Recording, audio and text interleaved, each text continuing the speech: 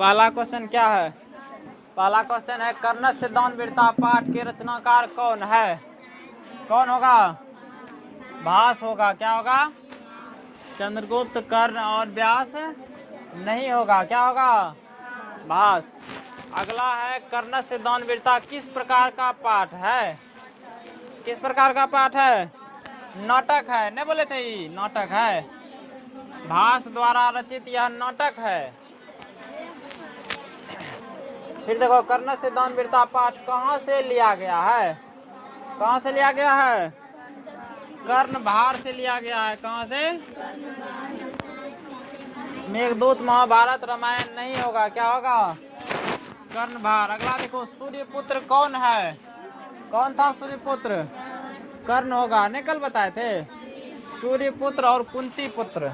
कुंती उसकी माता का नाम, सूर्य बाबू का नाम।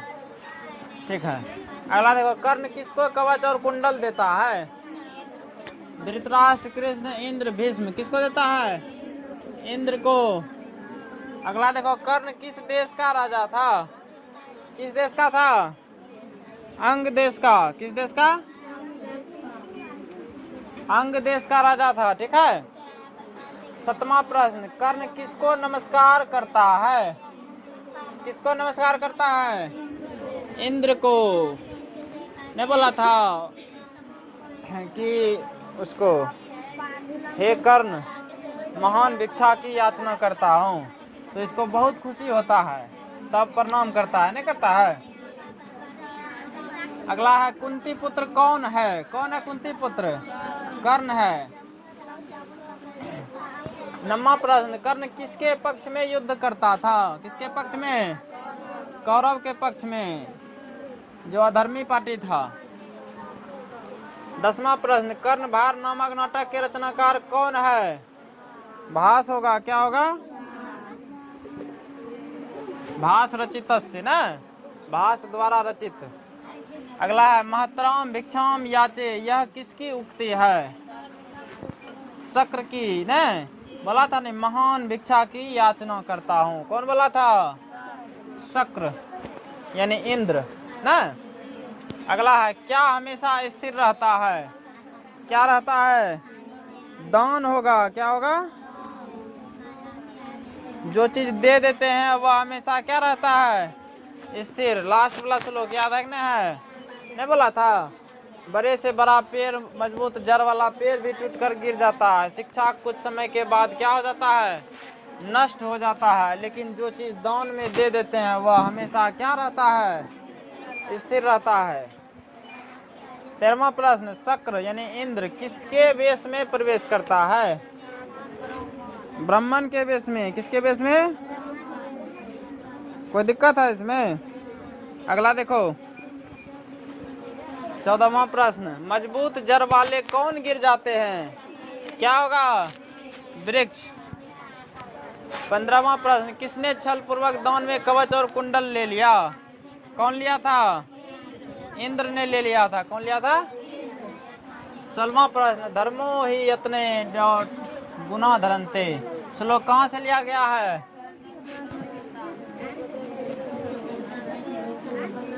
कर्ण से दानवीरता से। कहाँ से? 17वां है देवता और असुरों द्वारा क्या भेदने योग्य नहीं है? क्या भेदने योग्य नहीं था? है? शिक्षा ने कवच होगा। कवच होगा। शिक्षा कैसे होगा? वही ना उसके शरीर में जब तक था। नहीं बोले थे हजारों देवता और असुर मिलकर वे जब तक उसके शरीर में कवच था उसका कुछ नहीं कर पाएगा। नहीं बोले थे कल। 18वां प्रश्न कवच कुंडल के साथ किसका जन्म हुआ था? किसका जन्म हुआ था? भास के कितने नाटक उपलब्ध है? कितना नाटक है? 13 नाटक। नहीं बोले थे उसमें सबसे सरल जो है नाटक यही था कर्ण से दानवीरता ना। 20वां प्रश्न ब्राह्मण वेशधारी कौन था? कौन था? इंद्र था वेशधारी। ब्राह्मण के वेश से में आया था ना। 21वां प्रश्न किसका धन सांप के जीभ के समान चंचल होता है? राजा का। भुजंग जीवा चपला निरीप श्रेय। राजा की लक्ष्मी जो होती है सांप के जिह्वा के तरह क्या होती है? चंचल। सांप का जिह्वा देखे उन कैसे करता है? नहीं करता है, लिप लिप लिप लिप। फिर देखो अगला, सर्वप्रथम कर्ण क्या देता है? क्या देता है? हैं? गो सहस्त्र, 1000 गाय। मैं आपको 1000 गाय देता हूँ आभूषण के साथ, नहीं बोला था? अगला बताओ, समय आने पर किसका नाश हो जाता है? क्या होगा? शिक्षा होगा, धन होगा।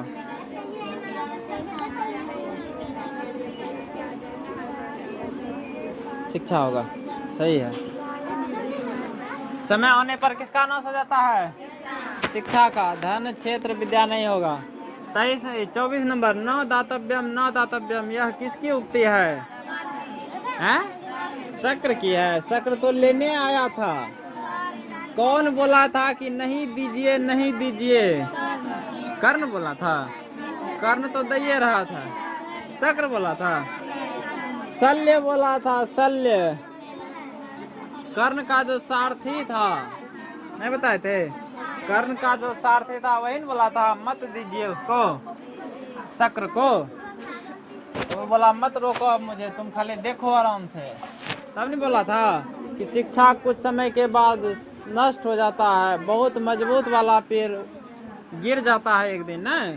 लेकिन जो चीज़ एक बार दी जाती है, यानी दान में दे दिया जाता है, वह हमेशा क्या रहता है? स्थिर रहता है। फिर देखो, शरीर के नष्ट होने के बाद भी किसका नाश नहीं होता? क्या होगा? गुण, संपत्ति, कामना, राज, लक्ष्मी, सब का नाश हो जाता है। 26 नंबर देखो, दानवीर कौन था? कर्ण था। समझो वो जो कवच कुंडल दिया, समझो वो अपना जान दिया। जैसे कवच कुंडल दिया, समझो क्या दे दिया। उसके बाद लड़ाई हुआ कौरव और पांडव का, तो लड़ाई जैसे हुआ उसमें कर्ण मर गया। यही उसके पास कवच कुंडल रहता, अकेले पांडव को खत्म कर देता। लेकिन पांडव अगर हार जाता तो धर्म का यहाँ विजय नहीं होता। इसी वजह से दिमाग लगाया कृष्ण भगवान, एक कहने छीन लेबे नहीं तब रास्ता आसान हो जाएगा। तो छीनने के लिए लगाया स्टाफ को, इंद्र भगवान को, बोला जाओ उससे किसी तरह लाओ कवच कुंडल। तब उससे कवच कुंडल लेने के लिए ब्राह्मण के वेश में आया था। ठीक है। फिर देखो, ब्राह्मण के वेश में कौन प्रवेश करता है? कौन करता है? शक्र, ऑप्शन डी। 28वां देखो, भवंत अहमेव नमस्करोमि, किसका कथन है? कर्ण का। मैं आपको नमस्कार करता हूँ, ये बात कौन बोला था? 29वां प्रश्न है, इंद्र ने कर्ण से छल क्यों किया था? पहला ऑप्शन, कृष्ण की सहमति के लिए, कौरवों को जिताने के लिए, अर्जुन की सहायता के लिए, पांडवों को हराने के लिए। क्या होगा? अर्जुन की सहायता के लिए। क्या होगा? किताब में पढ़े हो नहीं पढ़ाए थे? पढ़ना चल गया।